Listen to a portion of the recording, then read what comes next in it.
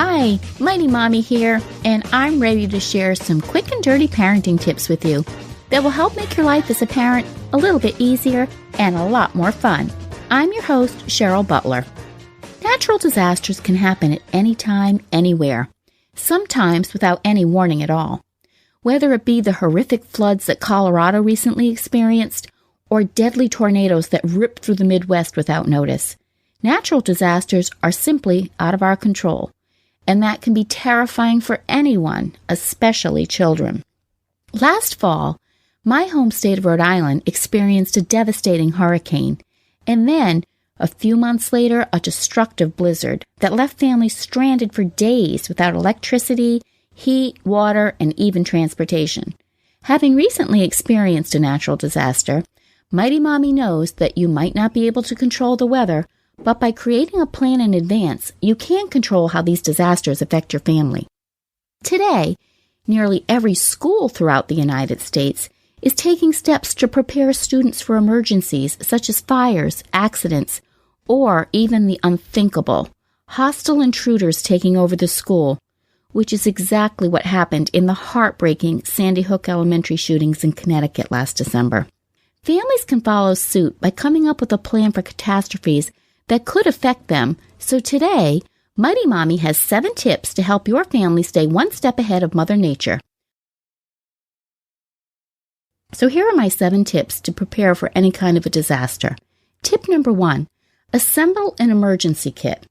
According to the American Red Cross, at a minimum, you should have the basic supplies that I'm going to talk about on hand at all times in case a disaster strikes.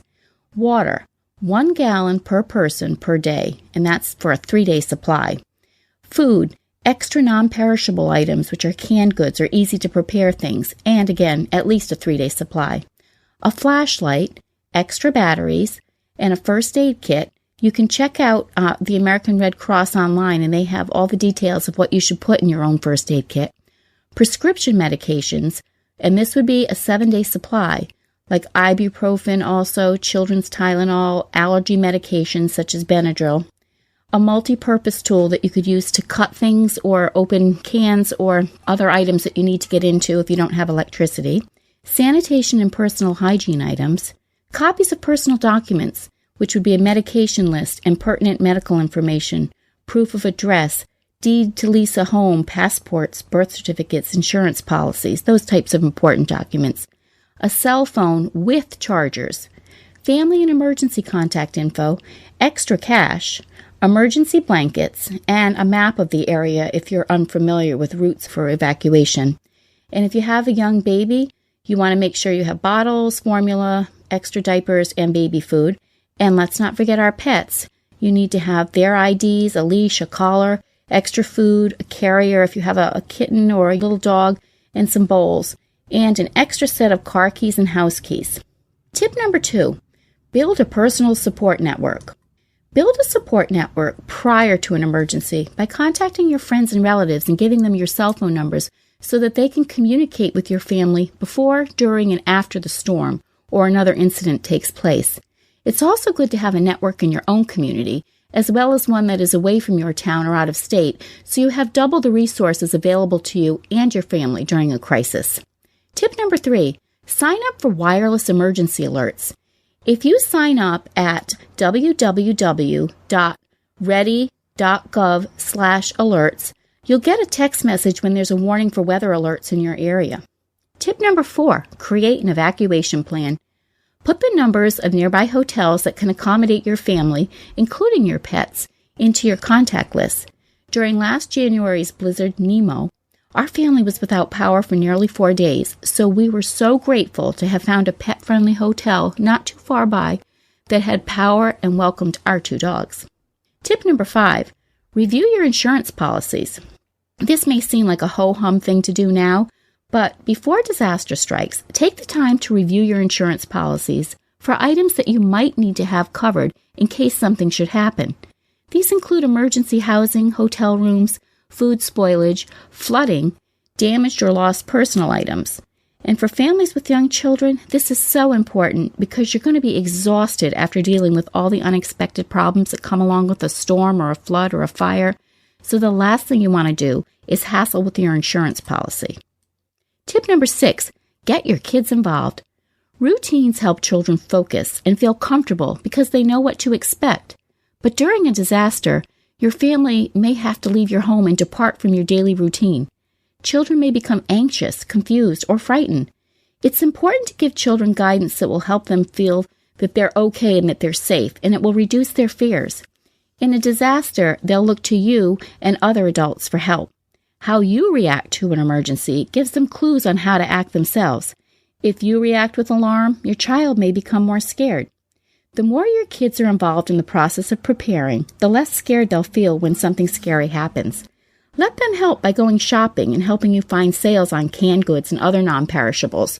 And when you're stocking up on these, you can just talk about if in case we have a bad storm this winter, we'll have extra canned goods to help us get through.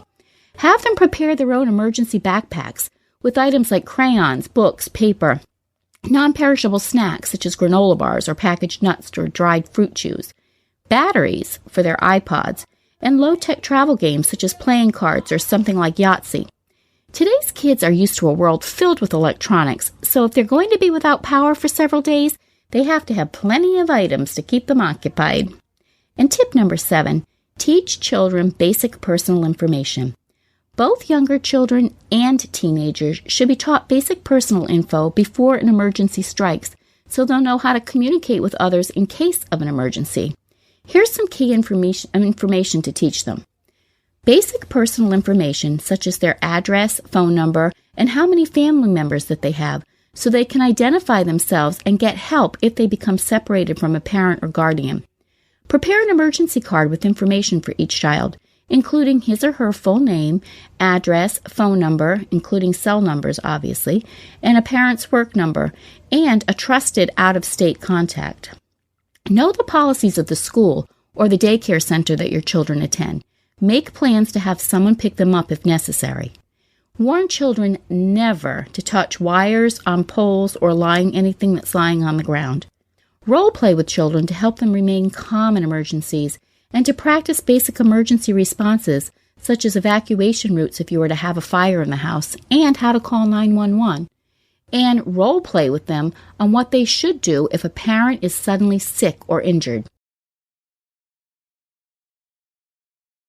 Do you have any emergency plans ready to go for your family if disaster should strike? Share your thoughts in the comments section on our page or post your ideas on the Mighty Mommy Facebook page. You can also connect with me on Twitter at Mighty Mommy or email me at mommy@quickanddirtytips.com. And don't forget to visit my family-friendly boards at pinterest.com/MightyMommyQDT.